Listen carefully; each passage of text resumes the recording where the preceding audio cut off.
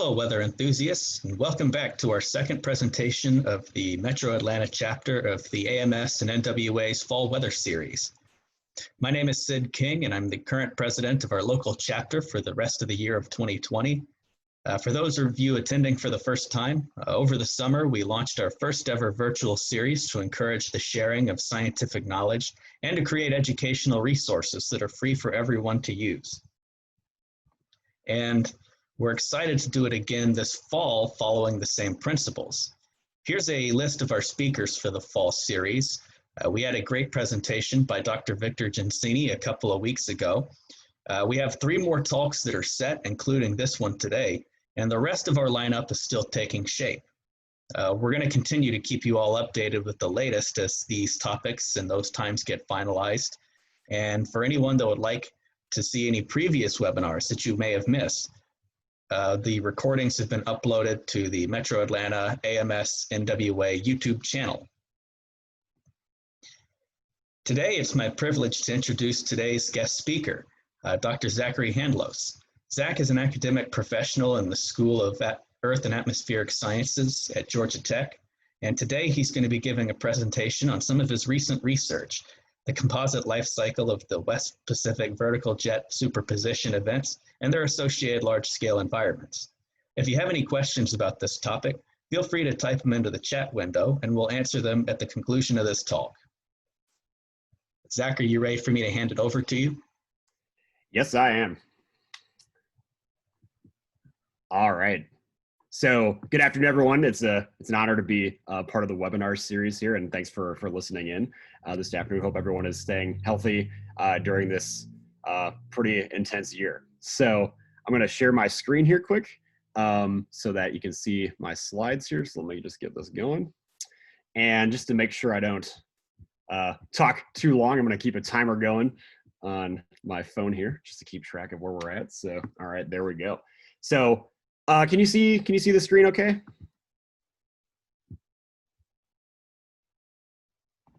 Yep, I can see it perfectly. Excellent. Okay, just making sure. Yeah, so my talk today is going to be about some research I've been working on and off over the past 5 years or so regarding the composite life cycle of West Pacific Vertical Jet Superposition Events and their associated large-scale environments. So if you're a synoptic fan or synoptic meteorology fan and like the Jetstream, you'll be very interested in this talk, I think. Just to briefly introduce myself, so I'm an academic professional in the School of Earth and Atmospheric Sciences at Georgia Tech. I am originally from Wisconsin, and I got my bachelor's, master's, and PhD all in atmospheric and oceanic sciences at the University of Wisconsin-Madison. After I graduated in 2016, I spent 9 months as a visiting assistant professor at Northern Illinois University, and I've been at Georgia Tech since the start of the fall 2017 semester. My research interests, as you'll learn today, are on jet streams, so looking at the superposition of the polar and subtropical jet streams and synoptic meteorology in general. However, I have other interests. While I feel like I've been working essentially nonstop this semester with everything being hybrid, remote format with classes, when I have time, I do like to get some jogs in and go hiking, especially in the North Georgia mountains, which are a beautiful place to hike, especially in the fall time here. When restaurants are open, like eating at those. And then big sports fan, so I like to play ultimate frisbee, a variety of board games. Being a Wisconsinite, I am a diehard Green Bay Packers fan, for better or for worse. I get mixed reviews from people that like NFL football in Atlanta, so don't know how that makes people feel. And then last thing is I like spending time with family. I now have a 1.5-year-old daughter, and it's been wonderful spending some time with her since she's joined the family. So again, nice to meet you all, and thanks for being here. So over the last several decades, there's been extensive research on both the polar and subtropical jet streams within the Northern Hemisphere, as well as the Southern Hemisphere as well, too. And these two jet streams drive the weather systems in the mid-latitudes that are of interest to weather forecasters and researchers. This is a diagram that's actually from a paper written in 1957 by DeFont and Taba that shows what's called the 3-step tropopause. So what you see here from balloon data are estimated tropopause heights on January 1st, 1956 at 3 UTC. And you see that the height of the tropopause is shaded in 3 different colors, and they're labeled as, in yellow, the tropical tropopause, the subtropical tropopause, and the polar tropopause. And the height of the tropopause is a function of how warm or cold the air is within the column of air below the tropopause height, extending down to the surface. And if you want to look at some of the vertical details in a little more detail, you could take a hemisphere average cross-section of this picture to the top left and get something like you see here on the bottom right. And what you see here in the dashed lines are the three what are called tropopause steps. So the tropical tropopause is represented as the pink dashed line, the kind of mustard color line is the subtropical tropopause, and then the polar tropopause step is shown as the blue dashed line. And what's interesting is that in between each of these three steps, you'll find one of the two primary jet streams in the northern hemisphere. The subtropical jet lies between the tropical and subtropical tropopause steps, and the polar jet resides between the subtropical and the polar tropopause steps. Now, from time to time, these two jets can actually merge together and form what is known as a vertical jet superposition event.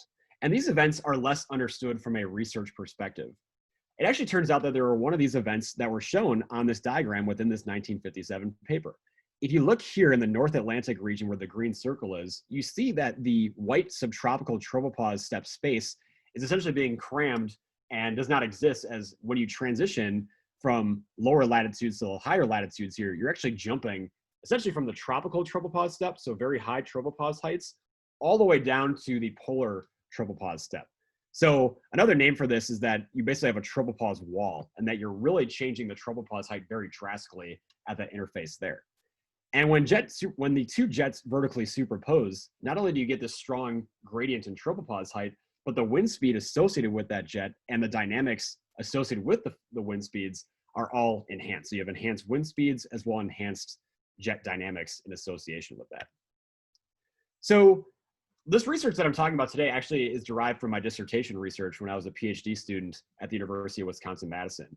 And this research is based off of the use of an objective jet stream identification method that we came up with in our lab group that was a way to help determine in the Northern Hemisphere objectively where the polar jet stream is located, where the subtropical jet stream is located, and when the two are vertically superposed to form a single stronger jet stream feature. So I'm going to explain how that works. And what we're going to do is we're going to look at these two separate jets first at 0 UTC on April 27, 2010 over the East Pacific, so just off the west coast of the United States.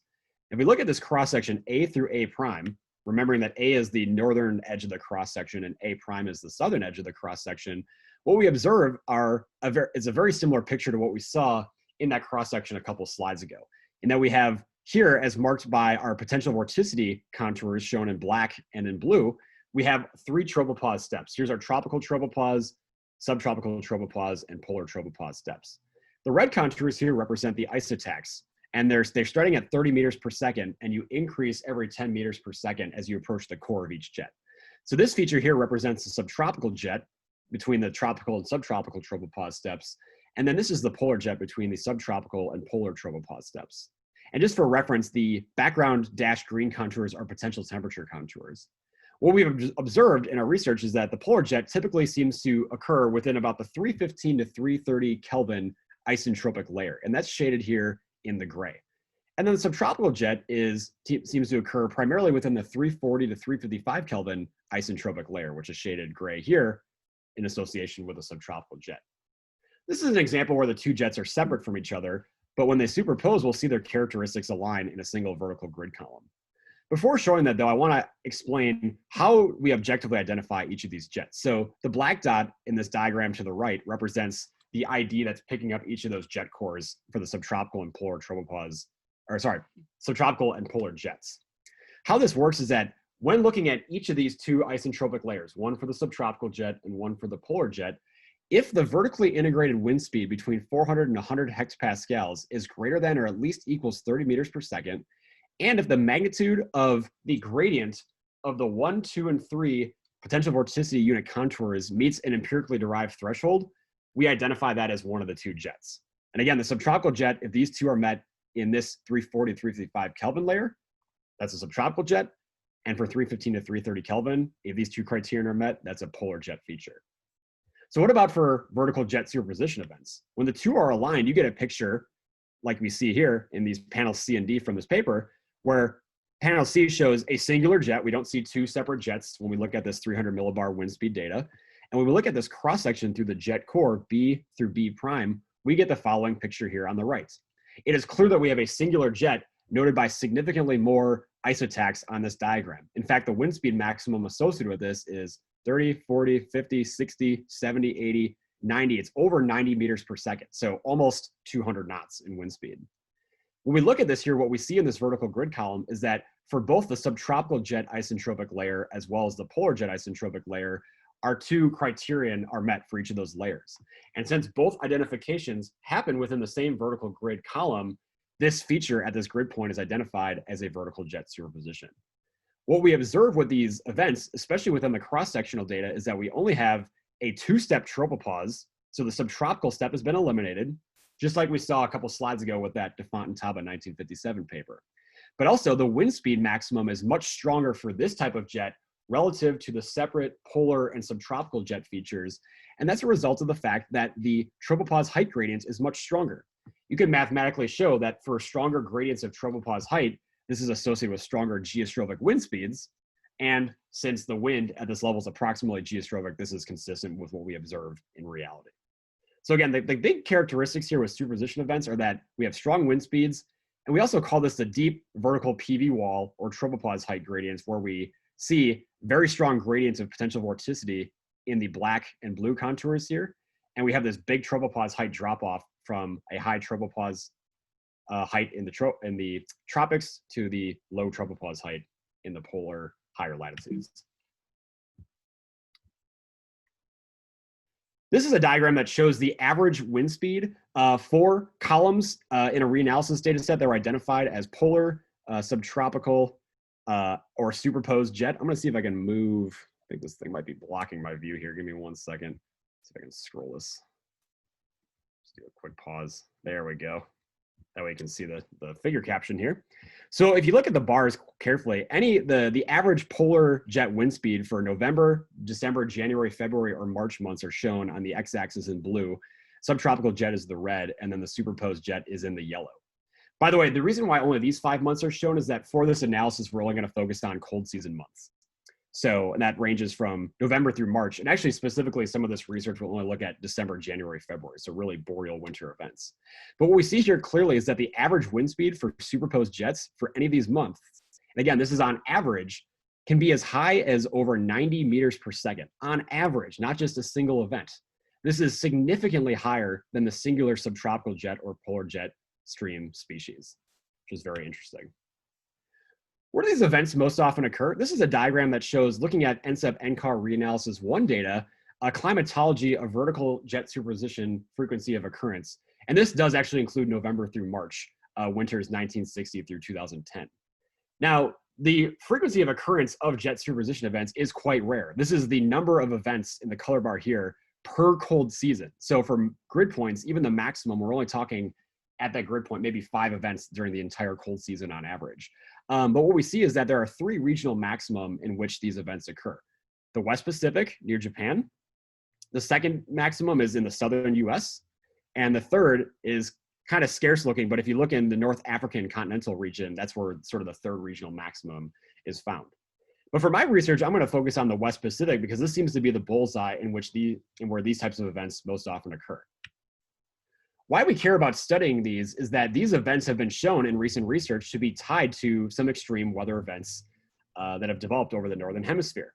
Now, this is actually an Atlantic Ocean example or Southern US example, but Winters and Martin in 2016 analyzed a vertical jet superposition event that was associated with a blizzard that impacted the East Coast on 18th through the 20th of December 2009. And what you can see in this diagram here is the polar jet axis in dash blue, subtropical jet axis in dash red. And if we get to 12Z UTC on the 20th of December, the 2 jets do vertically superpose here in the South Carolina coastal region. And here's the cyclone to the northeast that developed as a response to the stronger jet dynamics tied to this vertical jet superposition event.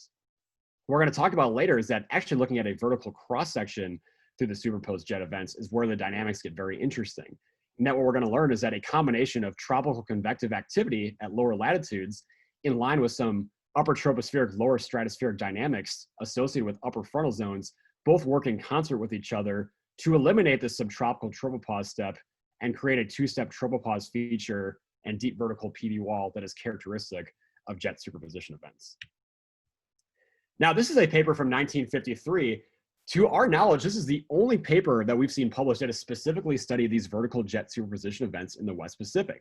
So these diagrams are clearly sort of simplified and maybe outdated at this point, but Mohri examined a singular strong jet stream near Japan, where he observed, here you see J1 and J2. These are the two jets, the subtropical jet J1, polar jet J2.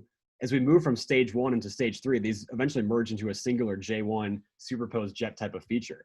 And he found that the jet dynamics were very intense with this, and this led to intense ageostrophic circulations as well in association with that. But outside of this paper, and for essentially 6 decades after that, there has been no further studies of these events. So this is interesting because these events most often occur in boreal winter months in the West Pacific. There have been several papers that have come out now that have shown that superposition events can be associated with different types of extreme weather events, whether they be blizzards. The Nashville flood in May of 2010 was shown to be associated with a superposition event. And other severe weather outbreaks have been shown to be associated with these events as well too. These two in combination, along with the lack of research on these events in the West Pacific specifically, is what motivated the research that I'm going to be showing you the rest of the talk today. So the 2 questions I'm going to focus on, and we'll try to get through as much of this as we can in the interest of our time, are 1, what are the large-scale environments conducive to West Pacific polar and subtropical jet superposition? And how does the East Asian winter monsoon relate to these events? So I'll have a brief discussion about that in a few minutes. But then secondly, once these events form in the West Pacific, how do the large-scale environments that influence the superposition evolve after the superposition occurs? And how does the jet itself evolve after the superposition occurs as well too? And then are there any effects on the large-scale circulation of the Northern Hemisphere? So how we go about doing this for both research questions is that we use the NCEP NCAR reanalysis 1 dataset, and we look specifically at boreal winter months, December, January, February, 1979-80 through winter 2009-2010. And what we do is we use that identification scheme identified to identify dates and times where in this boxed region here, which is where we observed the maximum frequency of occurrence for cold seasons of these jet superposition events, we look here to see if we can identify dates and times where at least 7 or more jet superposition identifications happen in that box. And 7 was chosen as the magic number because this is the number of days and times within our data set where we had the top 1 percentile of most IDs in that region at any given time. 7 was the magic number for that, so that's why we used that there. We identified 44 cases that met this criteria, and from that, we computed anomalies or standardized anomalies of variables of interest for each of those dates and times using this standard formula here. And so the analysis we're going to look at are going to be composite maps of all 44 superposition cases identified in this West Pacific region, all averaged together, hence the composite. And we're going to look at what the jet is doing, as well as what are the large-scale environments doing in terms of evolving to form these vertical jet superposition events, and then what are the consequences downstream in time after the event occurs. So I'm going to summarize the results here because we don't have too much time to talk today, but the maps you're going to see on the right-hand side are going to show the following. So anytime you see the red contours, these are the 250 millibar composite wind speed for all 44 of the vertical jet superposition events identified in that West Pacific box region. Any fill pattern you see is going to be standardized anomalies of whatever the label is on top of this diagram here. So right now, this is showing standardized anomalous wind speed, where values are contoured every half standard deviation. Positive values are in the warmer yellow, orange colors, and the bluer colors are the negative standardized anomalous values. And then black vectors represent anomalous wind at the level specified at the top of this diagram. So what are some of the large-scale features that we observe from the composite analysis of these 44 events together? Well, one, and this is not surprising, is that we have a very strong and narrow West Pacific jet, where the average wind speed associated with this West Pacific jet is over 90 meters per second for the 44 cases together, which is what we expected based on that bar chart I showed a few slides ago. More interestingly, though, if we look at standardized anomalous geopotential height, we see that in association with a strong composite jet, we have a standardized anomalous positive geopotential height feature on the equatorward side of the superposed jet, and then a negative standardized anomalous geopotential height feature on the poleward side of this jet. And it's these two features that come together to help enhance the wind speed right at the core of this jet. So, because this feature is spinning cyclonically, and this feature to the south is spinning anticyclonically. So that seems to make sense.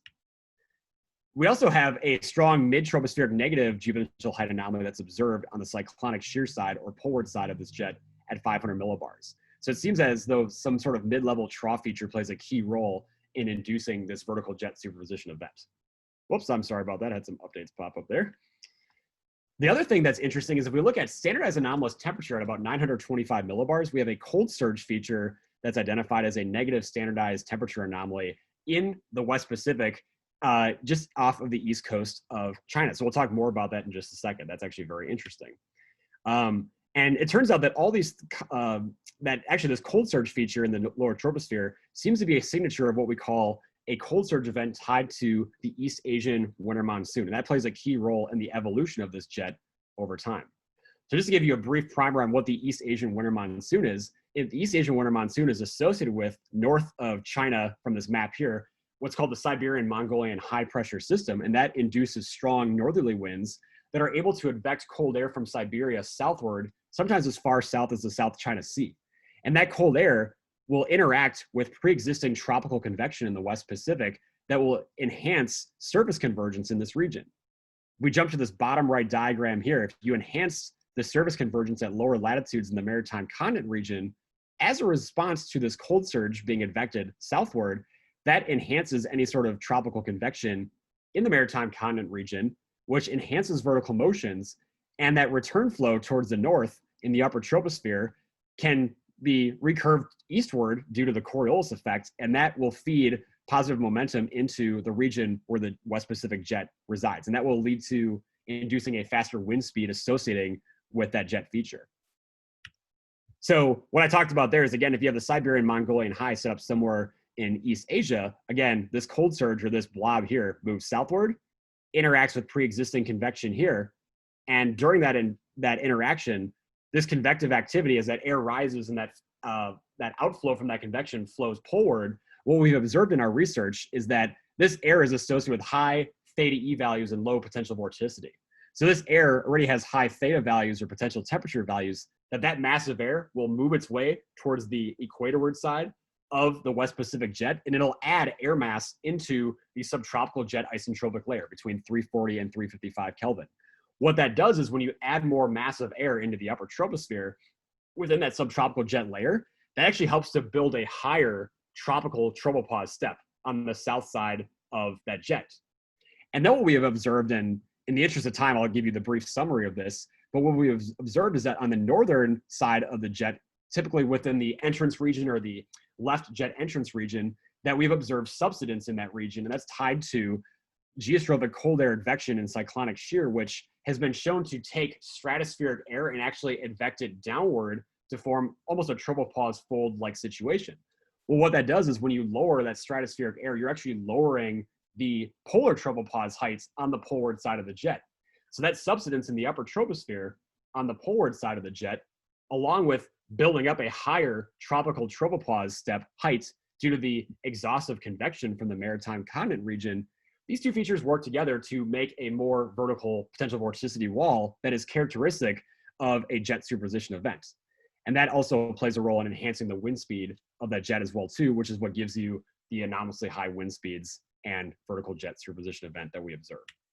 So, and this is actually consistent with recent research that has shown the same type of dynamics, though slightly different, in the over the east coast of the United States. Winters et al. 2020 in their figure 1 came up with a conceptual model that shows that in the Atlantic or in the southeast US, you also get exhaust from tropical convection in the form of a anticyclonic or negative potential vorticity anomaly that builds itself on the south side of any developing superposed jet over the southeast US.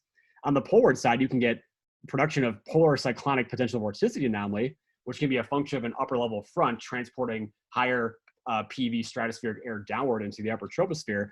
As this feature gets transported or advected towards the northern edge of any developing superposed jet, these two anomalies work together to enhance the wind speed within the core of the jet and form that deep vertical tropopause height gradient or vertical potential vorticity wall that is characteristic of a jet superposition event.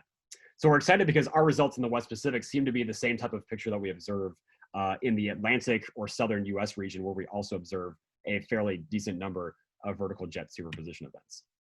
So I just have a few minutes left here, so I want to briefly talk about what happens to vertical jet superpositions downstream in time. So once you get that superposed jet to form, what happens as that jet evolves, and then are there any effects in the large-scale circulation of the northern hemisphere?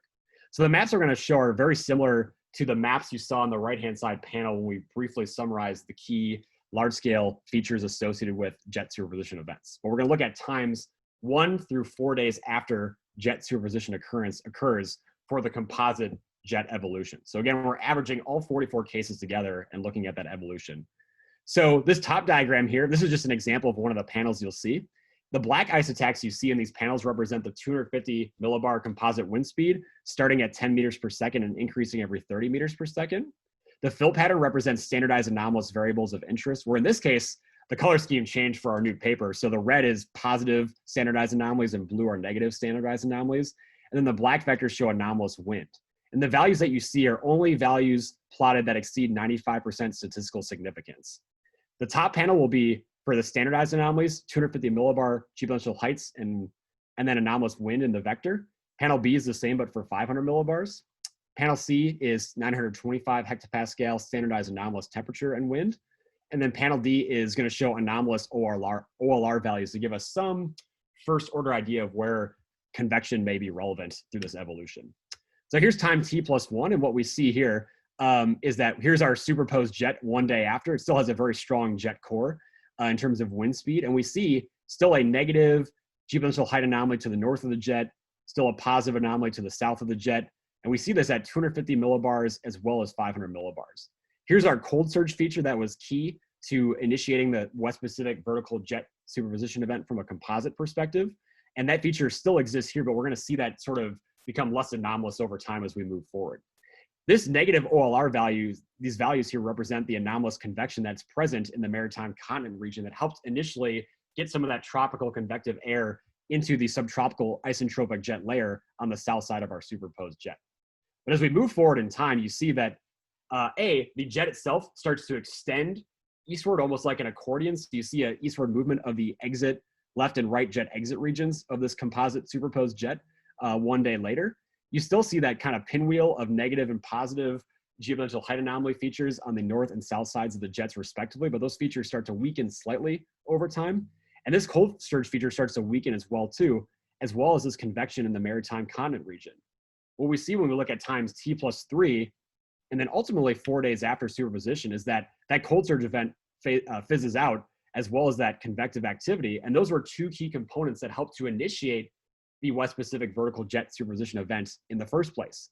So as a response, we do see a slight weakening of our jet core winds over time as those key ingredients disappear. But as a result of that, we do see this anomalous trough feature move near the Aleutian Islands of Alaska.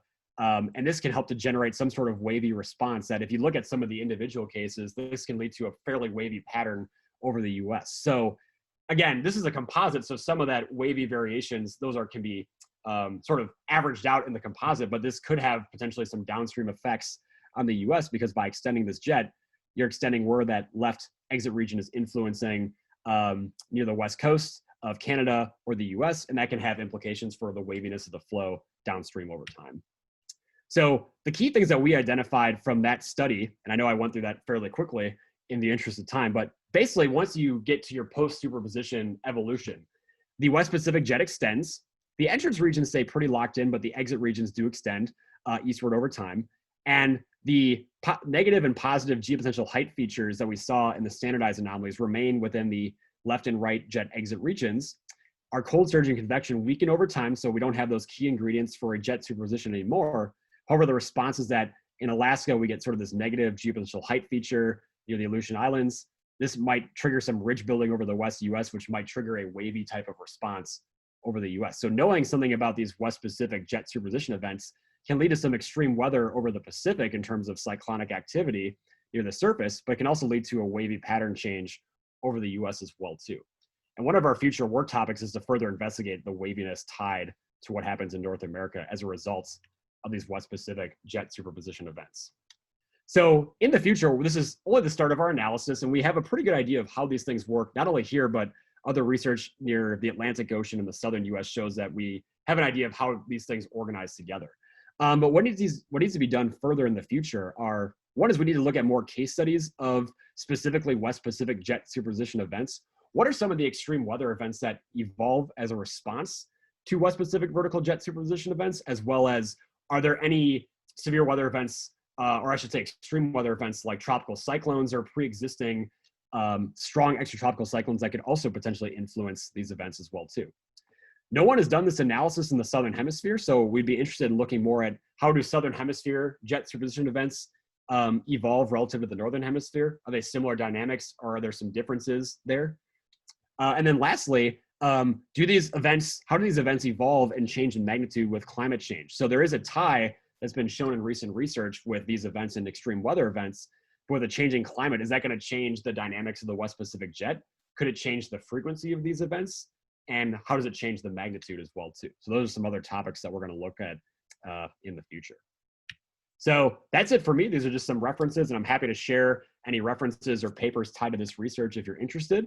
Also, if you're a student at Georgia Tech listening in, if you're interested in this type of research, let me know, because we could try to find a way to get you involved with the research as well too. So that's it for me. I will turn it over to you, Sid, if you have any final comments or thoughts you'd like to share.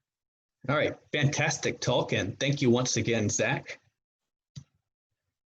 Once again, here's a list of our speakers for the fall series. The next speaker we have scheduled is Katie Martin. She's going to be giving a talk on her transition from the broadcast industry to the National Weather Service next Tuesday at 2 p.m., where she's going to be going over some of her knowledge of both industries and how they work with each other.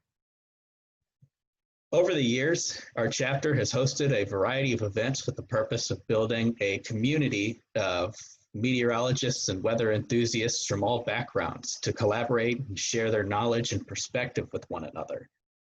As always, I'd like to take a moment to thank our officer team, Steve Gregg, Brad Rubin, and Sarah Tonks, for their diligent work that they've done on making this series a reality. Here's a list of all the different ways that you can connect with us and follow our chapter over various media. If you'd like to learn more, please feel free to check out these links and reach out to us. And that concludes today's presentation. On behalf of all of us in the Metro Atlanta AMS and NWA, we'd like to thank you all for joining us and for your attention. And now we're going to open it up for any questions you may have. Zach, I've actually got a question myself. Yeah. Do you have any situations, any events off the top of your head where any of these jet superposition events were observed in the southeastern US? And then what impacts either they caused or they hypothetically would cause? Yeah, that's still something that I think needs to be looked at some more. I would say the one of the first papers that came out in the 21st century that's kind of revitalized interest in these events is that Andrew Winters and John Martin, from when they were both at University of Wisconsin-Madison in 2014, they looked at a case study of a jet superposition event with the Nashville flood that led to devastating flooding in early May of 2010. So they found that there was a superposition event that occurred there that helped to, again, the key role with the superposition events is that on the subtropical side of things, you have strong convective activity playing a role. So there was strong moisture advection from the Gulf of Mexico that helped to induce some strong convection and helped to build up the mass within that subtropical jet isentropic layer, really build up that tropical tropopause height. And then on the polar side, they found a polar signature similar to what I talked about, if I recall correctly, that played a role in helping to suppress the polar tropopause height. So you get this really strong, again, characteristic vertical PV wall or strong tropopause height gradients. And that helped to rev up, your classic jet entrance, jet exit region dynamics where the precipitation was able to get ramped up due to stronger anomalous synoptic vertical motions. And that, along with, again, the strong moisture advection, helped really set up the right ingredients for extreme precipitation. And that led to, devastating flooding consequences in the Nashville area. So I think we need to look at more cases like this. For example, even events like the Alabama tornado outbreak in 2011, perhaps there was a jet superposition event associated with that. I know we had a member of my lab group that I think may have found a connection to that event with an event that may have happened upstream in the flow potentially, though that needs to be further investigated. And the last thing too is that with especially these West Pacific events, one research topic we were really curious about is the role of extratropical transition of typhoons, because typhoons bring tropical convection. They bring low potential vorticity, weak stability air that can help to strengthen the jet. And what is the response to that? Could that lead to a wavier flow pattern over North America that may have impacts for weather over the Southeast US? So I think these are really interesting. It's an interesting question you bring up, and it requires further investigation. So. Thank you. From the forecasting perspective, that's definitely interesting. Yeah, and just as an extension to my answer too, I know that Winters, the author, he also wrote a paper recently. It's kind of funny. We both worked in the same lab group. We both had similar interests, and I said I'm going to look at the Pacific, and he kind of went more towards the Atlantic. And he had a really cool paper that came out where he classified southern U.S. Atlantic Ocean area jet superposition events as polar dominant versus subtropical dominant versus hybrid. So polar dominant means that mostly it's some sort of polar weather feature that's driving the superposition. Subtropical is some subtropical, tropical convection related as the primary focus, and then hybrid is a mix of the two. And I would encourage you, if you search for that paper, I don't have the reference on me, but if you just kind of do a Google search of that or search on the AMS journals, there's some really interesting findings there about how you can partition these types of events into one or the other. And my guess would be for the Southeastern US, you can get a mix of those types of events. I think of a couple examples. In the winter, every once in a while, we get these deep trough systems that set up over the southern US. And when we can get that colder, drier air mass from Canada or the Midwest involved, that could help to really strengthen the polar jet and maybe get it to merge with the subtropical jet. On the other hand, if we have any sort of warm anomalous air events where the subtropical jet is stronger or is maybe shifted a little farther northward than usual, those type of subtropical dominant events might help to interact with the polar jet, force the superposition, and maybe ramp up some synoptic scale vertical motions that could lead to some inclement weather and perhaps extreme weather, maybe flooding or just general significant precipitation over our neck of the woods. And of course, now that you mentioned that, we're tempting fate for the winter of 2020.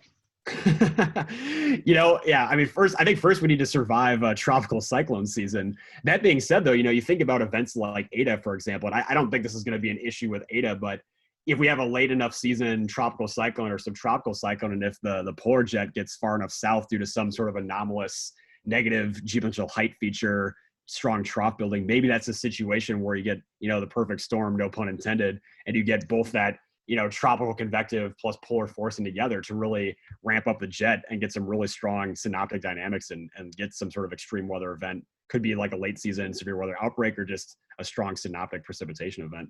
So. Excellent. Thank you. Mm-hmm. Very interesting indeed. Looks like we've got about 3 minutes left on this. Zach, if there's anything you want to share that we weren't able to touch on earlier.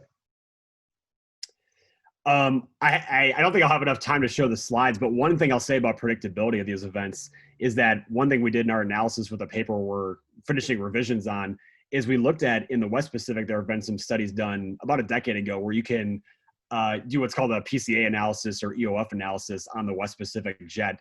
And there are two modes of variability of this jet. One is kind of like you saw in the composite maps over the times T+1 through T+4, you see an eastward extension of that jet. And that's the primary mode of variability associated with the West Pacific jet, is whether it extends or retracts in the east or west direction. And then the second mode is that the exit region has a north or south shift to it.